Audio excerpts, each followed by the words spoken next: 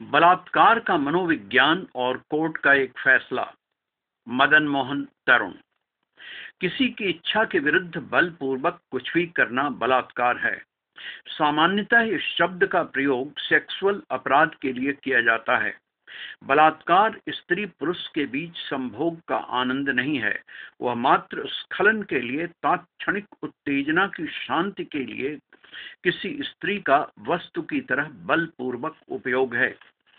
इसका एक पहलू और महत्वपूर्ण पहलू यह भी है कि एक बलात्कारी स्त्री को उपयोग की सामग्री से अधिक कुछ भी नहीं समझता।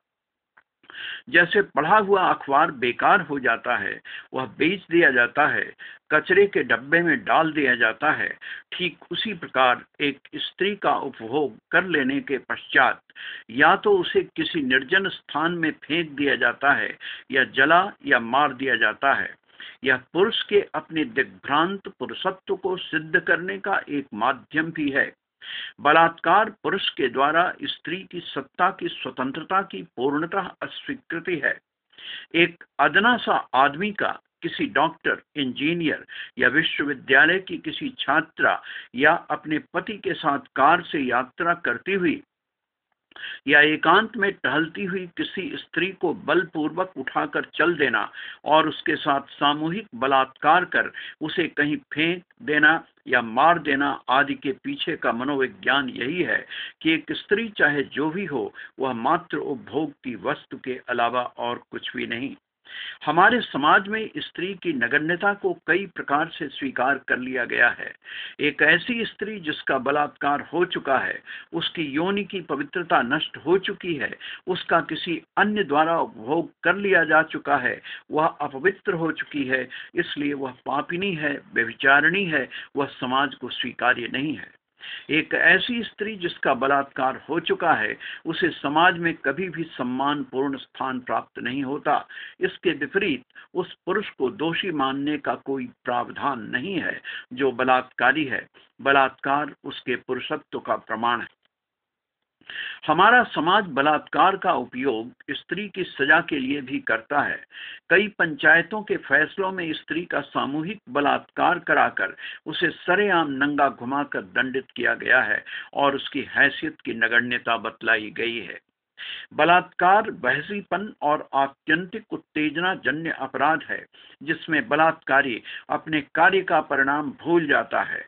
दूसरी ओर जो जानबूझकर यह अपराध करता है, वह जानता है कि अपराध सिद्ध होने पर उसे अधिक से अधिक कारावास की सजा हो सकती है और यदि प्रमाण को सदा के लिए मिटा दिया जाए या यदि वह नाबालिग हो तो कोई उसका कुछ बिगाड़ नहीं सकता। मृत्यु की सजा इन दिनों सामान्यतः आजीवन कारावास की सजा में परिवर्तित कर दी जाती है। ऐसी कई संस्थाएं हैं जो मानवता के नाम पर नगाड़ा बजाती मौत की सजा को आजीवन सजा में बदलवाने के लिए हाजिर हो जाती है। दिल्ली हाई कोर्ट ने एक 60 साल की महिला से बलात्कार के खिलाफ एक हैरत अंगेज फैसला दिया है जिससे बलात्कार को प्रोत्साहन मिलेगा।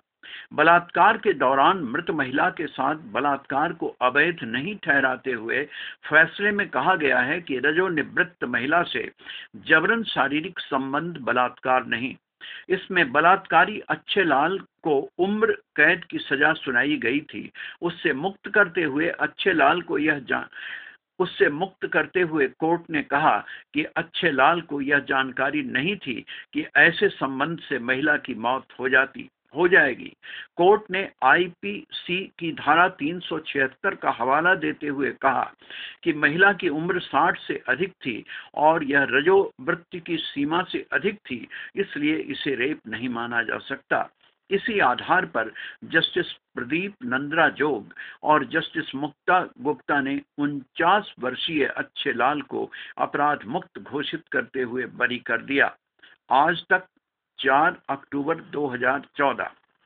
इससे समझा जा सकता है कि हमारे यहाँ बलात्कार की क्या स्थिति है। क्या कानून में विवेक की कोई गुंजाइश नहीं है? जिस महिला के साथ बलात्कार होता है वह हर पल मरती है। ऐसे में अपराधी को, चाहे वह किशोर हो या युवा या बूढ़ा, उसे मृत्यु से कम सजा देना पूरी मानवता के विरुद्ध घोर अन्याय है। इस स्थिति में महिलाओं को अपनी कमान खुद संभालनी होगी और दुर्गा काली बनना होगा।